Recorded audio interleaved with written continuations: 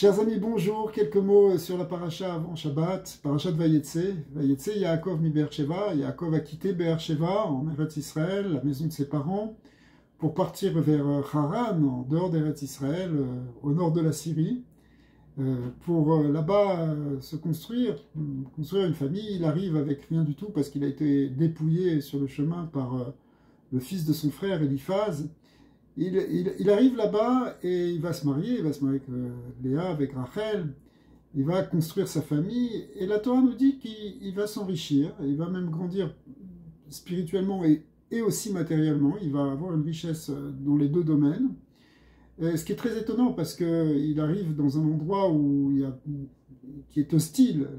Lavan, qui est son beau-père, va essayer de le tromper des dizaines de fois, va essayer même de l'éliminer.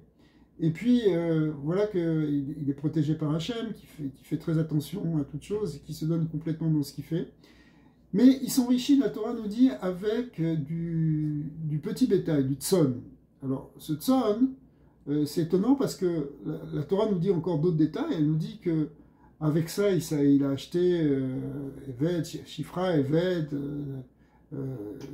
Hamor, Gemalim, il a acheté d'autres animaux, il a acheté des servants, des servantes, des esclaves. Il s'est enrichi à partir de son petit bétail. Son commerce, c'était le petit bétail.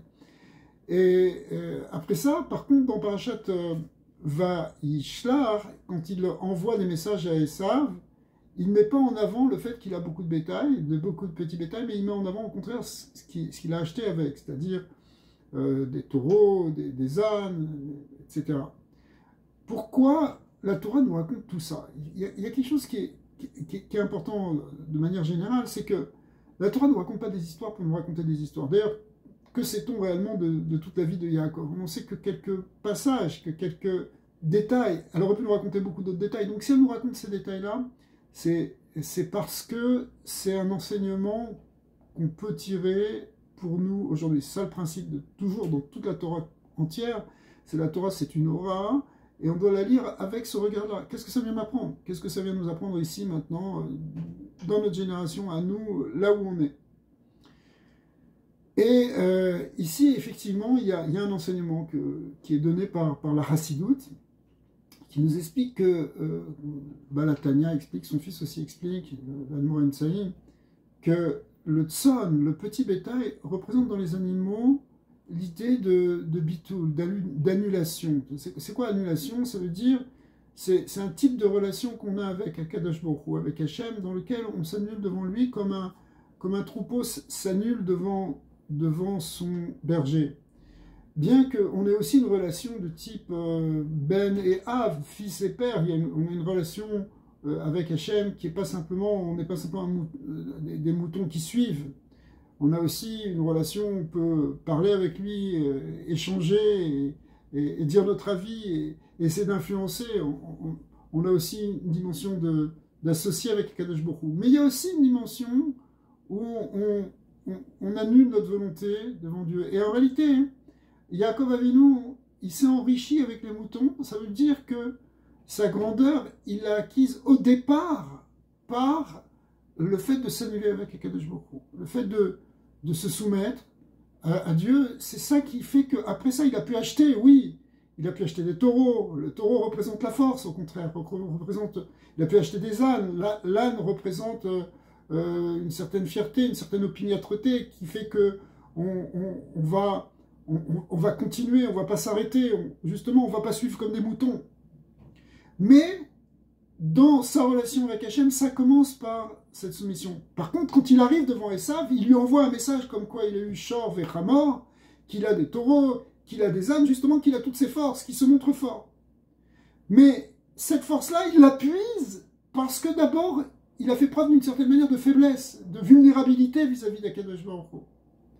Ça, c'est toute la démarche du peuple d'Israël. Le peuple d'Israël, et on le voit encore aujourd'hui, on doit être fort vis-à-vis des nations, c'est-à-dire vis-à-vis des Saves.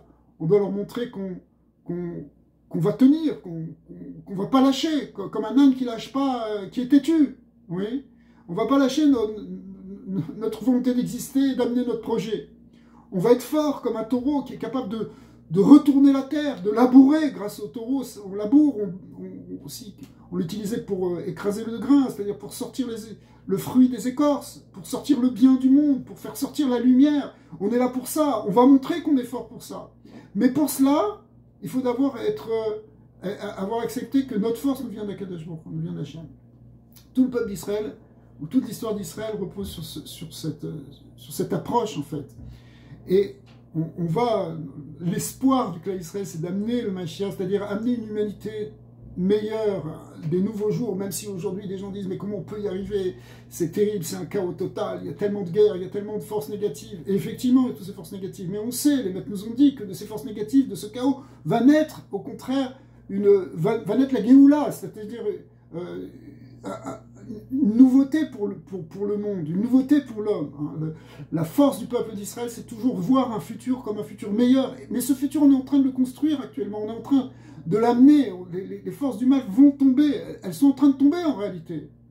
Pour générer ce bien. Mais ce bien, ça va exprimer, il va falloir exprimer dans le peuple juif cette double dimension, à la fois d'être annulé devant Hachem et de recevoir notre bracha d'Akadosh Baruch Hu, et en même temps montrer qu'on peut transformer le monde et qu'on peut sortir dans le monde. C'est ça, Yetzer Yaakov, il est sorti pour transformer le monde. C'est pas simplement que Yaakov est resté dans la temple de la Torah à étudier, il a pris ses forces là-bas, il est resté, les maîtres nous disent, 14 ans dans la yeshiva de Shem ou Ever, même quand il a quitté ses parents avant d'arriver à Haran. Pourquoi? Pour puiser encore de la Torah et pour avoir la force de sortir et de transformer le monde. Et donc, en fait, on va faire les deux, on fait les deux dans l'histoire du peuple juif, et c'est maintenant, dans cette période-là, où on amène cette nouvelle forme d'humanité, on amène cette Géoula, qu'on doit trouver cette dimension. Le Melech HaMashiach, c'est quelqu'un comme David HaMelech, qui est entièrement soumis à Kadosh Baruch Hu, qui prend des conseils chez les prophètes, qui vont prendre des conseils chez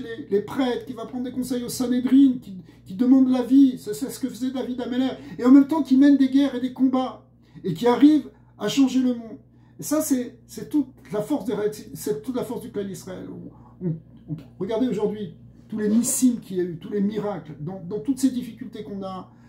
Mais on a eu des miracles, 300 missiles qui sont tombés, etc. Partout on voit des miracles. Les soldats qui reviennent nous disent qu'ils ont vu des miracles sur le terrain. Pourquoi on a des miracles? Parce qu'Akadosh Baruch Hu, il est avec nous. Mais parce que si on se tourne vers lui, si on prie vers lui, d'un côté, comme on se met dans ses mains, comme un mouton se met dans la protection de son berger. Après cela, on peut être comme des lions, et pas simplement comme des chors et des chamors, mais comme David HaMelech est comparé au lion, comme Yehuda, la bracha qu'a reçu Yehuda de son père Yaakov, c'est qu'il va être comme un lion, qui se relève, et qui dévore sa proie.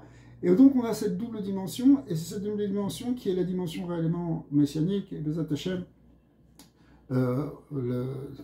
avec la force de toutes les générations qu'on a eues avant nous, et tous les tzadikim qui ont donné leur vie, pour la Torah, pour le bien, pour amener du mieux, finalement, on va arriver à ce but, on est en train d'arriver à ce but d'amener quelque chose de nouveau dans l'humanité. Et Bezat Hashem, on va le voir de nos yeux. Shabbat Shalom, et que Bezat Hashem entende que des bonnes nouvelles, et que le monde aille de plus en plus vers la Géoula.